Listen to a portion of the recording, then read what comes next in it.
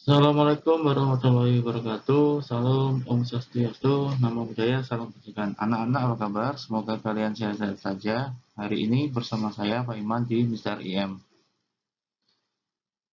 Hari ini kita akan membahas tentang materi yang kemarin. Kita akan melanjutkan materi yang kemarin yang berkaitan dengan sistem hukum dan peradilan nasional.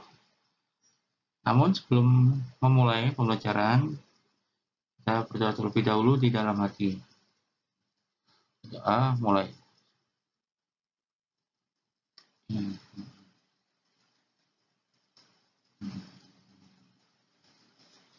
Doa selesai. Baik, setelah berdoa, jangan lupa untuk menyiapkan alat tulisnya, medianya, dan lain sebagainya untuk belajar materi hari ini. Lalu, Pak Iman berpesan tetap patuhi protokol kesehatan dengan cara memakai masker, menggunakan hand sanitizer, mencuci tangan, menjaga jarak, dan menggunakan face shield. Baik, langsung saja. Materi kemarin ini terkait dengan unsur-unsur hukum yang mana sudah saya jelaskan. Saya mengulas materi minggu lalu sebentar saja. Pertama, unsur hukum itu mengatur tingkah laku manusia. Lalu dibuat badan atau lembaga resmi. Yang ketiga, bersifat memaksa dan terdapat sanksi. Lalu dari unsur hukum ini terdapat tujuannya. Tujuan dari hukum secara umum. Ini tujuan hukum secara umum. Ada 3, kepastian hukum, ketertiban sampai keadilan, dan menjaga perbuatan melawan hakim sendiri. Semoga materi minggu lalu kalian tidak lupa begitu saja. Semoga masih diingat. Baik, jika sudah diingat, maka selanjutnya adalah kita akan membahas tentang penggolongan hukum.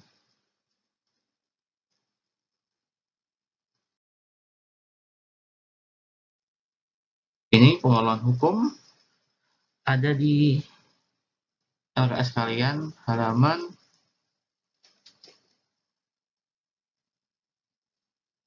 berapa ya? Halaman halaman 54. Baik, sebelum saya menjelaskan, jangan lupa untuk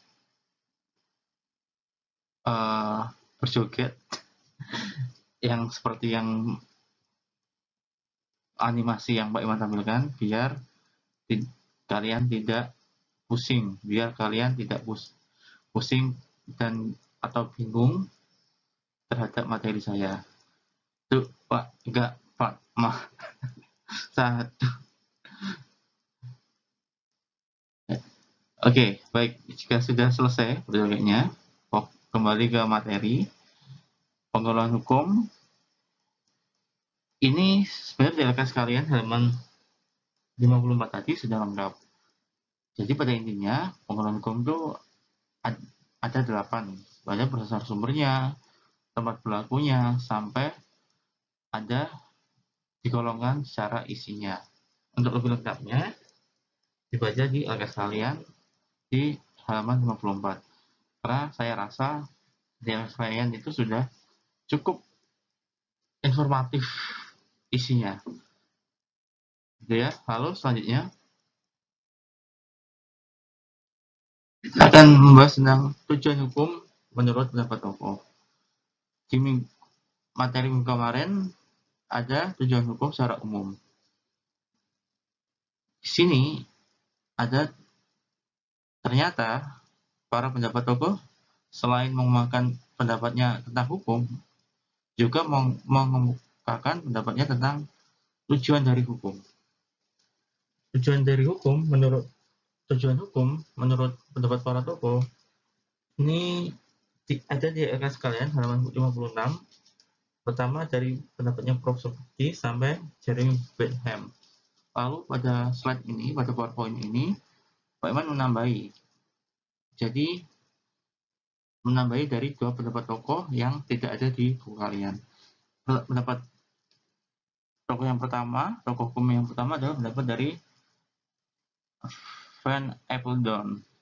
Van Apeldoorn berpendapat bahwa hukum tujuannya untuk mengatur pergaulan hidup secara damai. Maksudnya adalah perdamaian itu sangat dibutuhkan. Apa maksudnya? Maksudnya untuk melindungi kepentingan hukum manusia tertentu, melindungi kehormatan, kemerdekaan, jiwa, dan harta benda dari pihak yang merugikan. Itu tujuan hukum dari pendapat Van Apeldoorn. Lalu tujuan yang hukum dari tokoh yang selanjutnya, Pak Iman menambahkan dari pendapat Sutikno Mertokusumo. Ini orang pribumi yang mana Pak Mertokusumo ini mengatakan bahwa tujuan hukum itu menciptakan tatanan masyarakat yang tertib.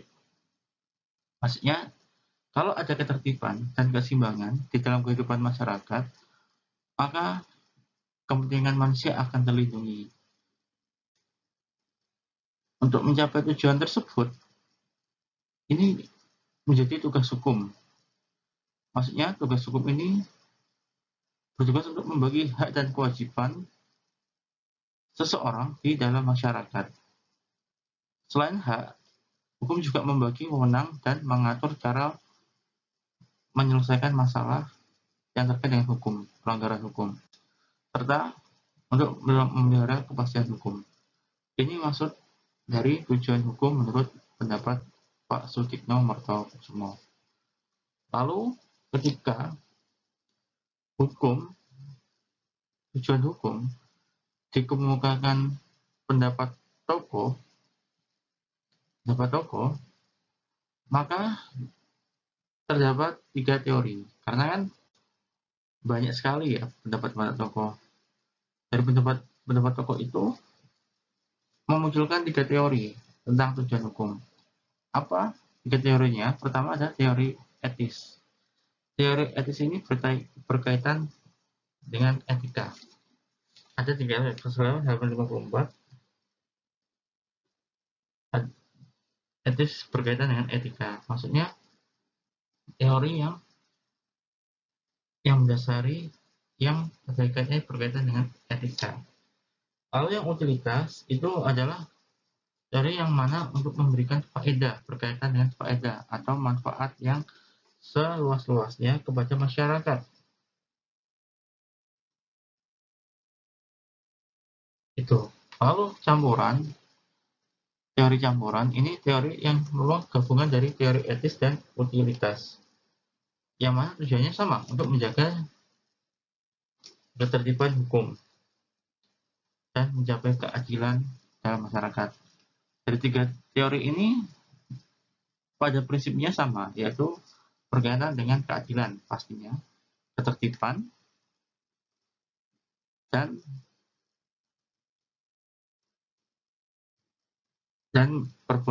mencegah perbuatan main hakim sendiri. Yang mana kembali lagi ke tujuan hukum secara umum, yang seperti yang ada di slide Pak Iman yang sebelumnya, pada awal tadi. Lalu setelah kita mengetahui tujuan hukum menurut tokoh, maka selanjutnya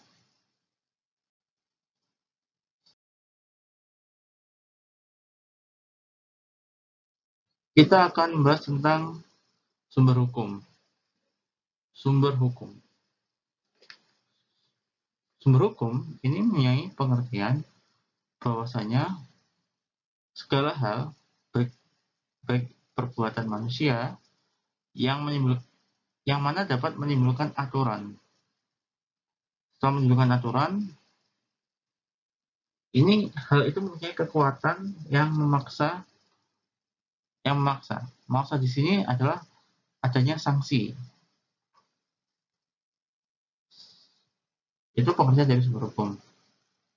Pak Iman beri contoh seperti ini. Contoh, ada sebuah tanah yang kosong. luasnya kurang lebih 1/4 lapangan bola. Karena itu lumayan cukup luas, maka dibuatlah lahan parkir mobil. Jadi yang punya mobil, dia orangnya memarkirkan mobil tersebut di lahan kosong itu. Maka apa yang terjadi? Yang terjadi karena ini tanpa izin, maka ini menimbulkan suatu permasalahan, menimbulkan suatu semisal gosip di sekitar rumah itu, di sekitar lapangan, sekitar tanah kosong yang seluas 1/4 lapangan bola. Jadi ada gosip di dalam masyarakatnya. Dari gosip itu tentunya juga meresahkan. Nah, ini merupakan contoh dari sumber hukum. Lalu sumber hukum dibedakan menjadi dua. Ada sumber hukum material dan sumber hukum formal. Kita akan bahas satu-satu dari sumber hukum material. Sumber hukum material ini punya tempat atau asal dari hukum itu diambil. Itu pengertiannya. Lalu, sumber hukum material ini punya kaitan erat dengan keyakinan atau perasaan dari tiap individu maupun pendapat umum. Contohnya seperti ini. Kembali ke contoh tanah kosong yang dibuat lahan parkir mobil. Kalau penyelesaiannya dilihat dari sumber hukum material, maka penyelesaiannya adalah bisa memanggil orang sepuh dan langsung memberitahu. Artinya, memberitahu kepada yang punya mobil. Jadi diberitahu, Mas, tidak boleh parkir situ karena mungkin akan merusak lingkungan.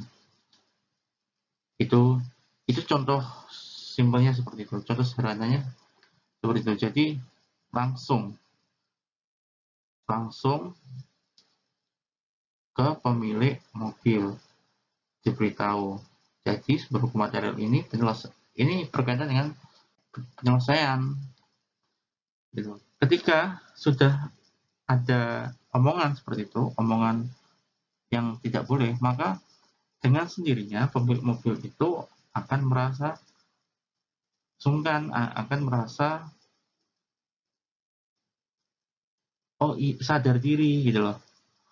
Dan pemilik mobil itu tidak jadi atau tidak mengulangi untuk parkir mobil di lahan tersebut. Itu merupakan contoh dari sederhana dari sumber hukum material.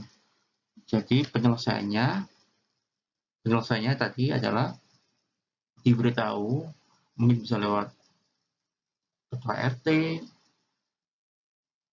maupun yang tetangga sebelahnya.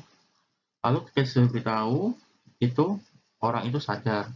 Sehingga kembali lagi ke pengertiannya, maka aturan yang menimbulkan aturan dan punya kekuatan memaksa. Jadi secara nggak langsung, pemilik mobil itu dipaksa untuk pergi, dipaksa untuk tidak parkir di situ. Itu contoh sederhana dari sumber hukum material. Lalu, selanjutnya adalah sumber hukum formal.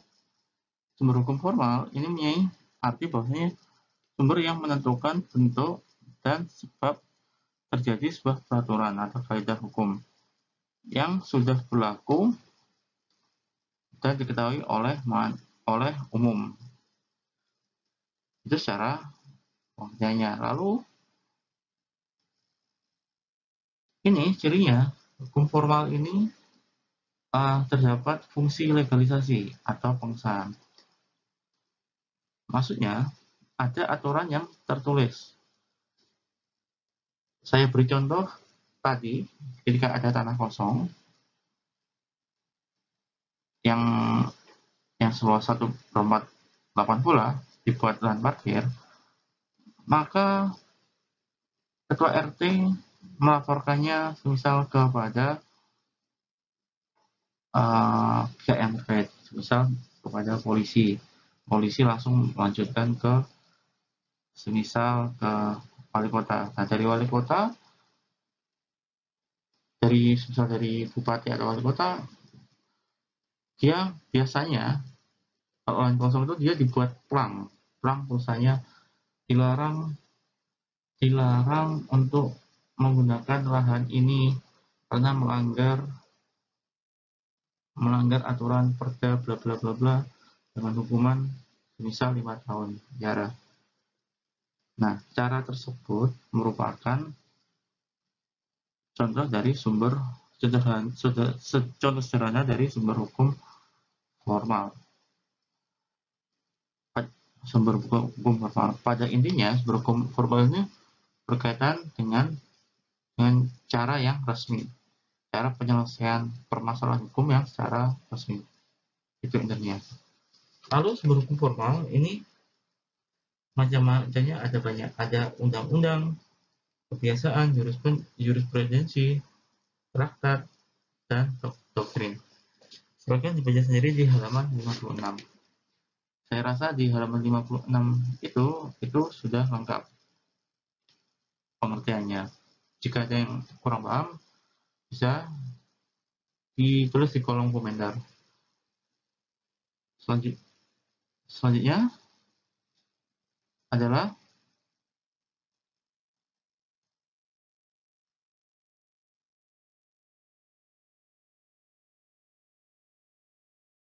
tata hukum Indonesia.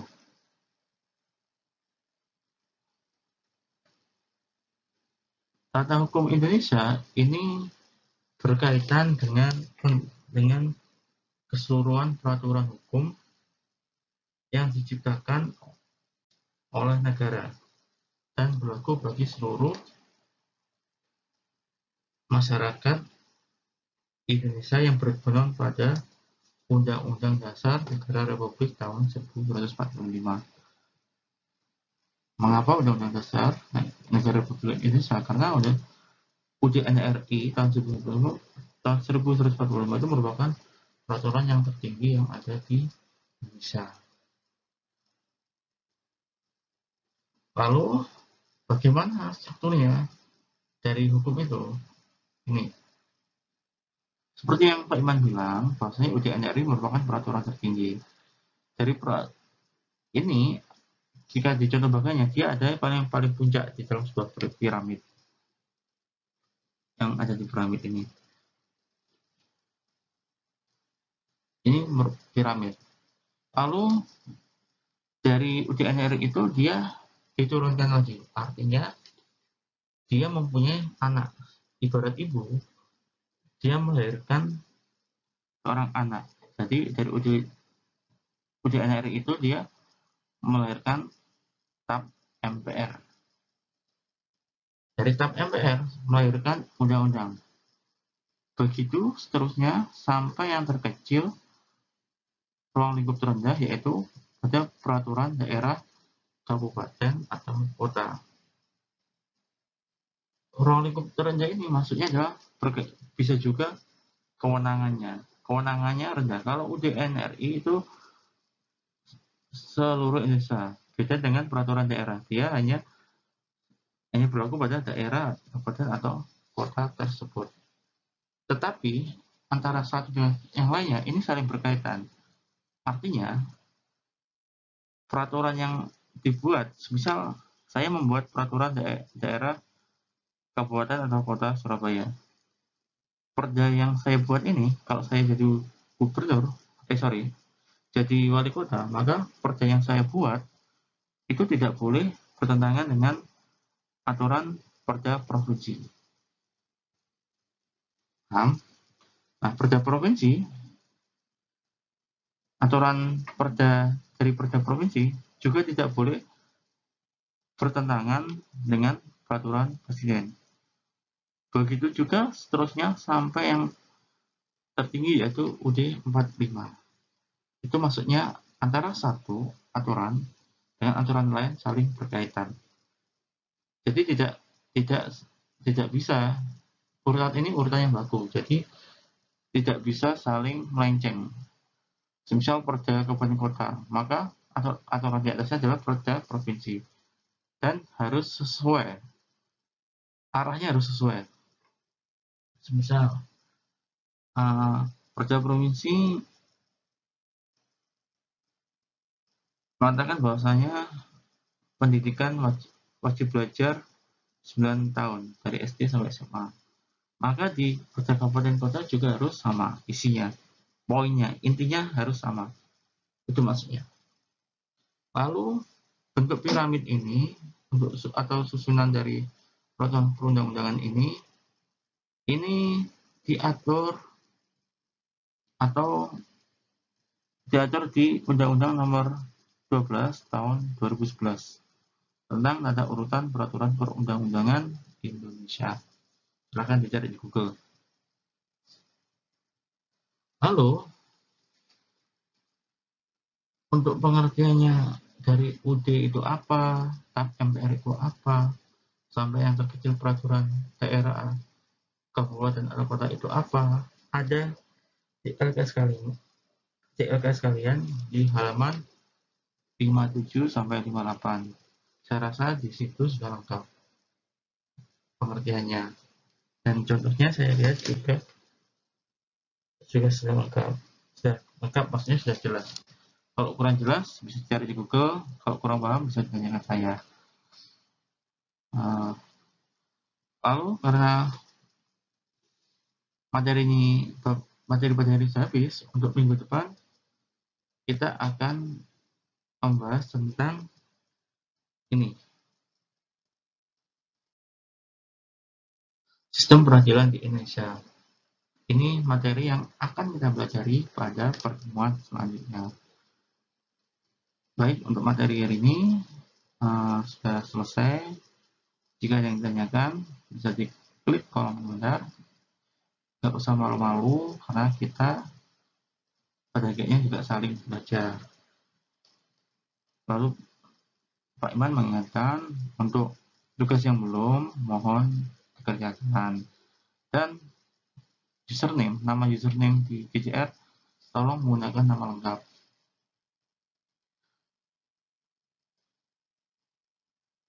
Itu mungkin yang bisa Pak Iman sampaikan. Lalu sarannya tetap rajin belajar pada protokol kesehatan seperti yang Pak Iman contohkan, dan hormati orang tua maupun guru kalian dimanapun kalian berada. Baik, terima kasih. Akhir kata, wassalamualaikum warahmatullahi wabarakatuh. Salam Om Santi Santi Om. Namo Buddhaya, salam kebajikan. Indonesia kuat, Indonesia sehat, merdeka.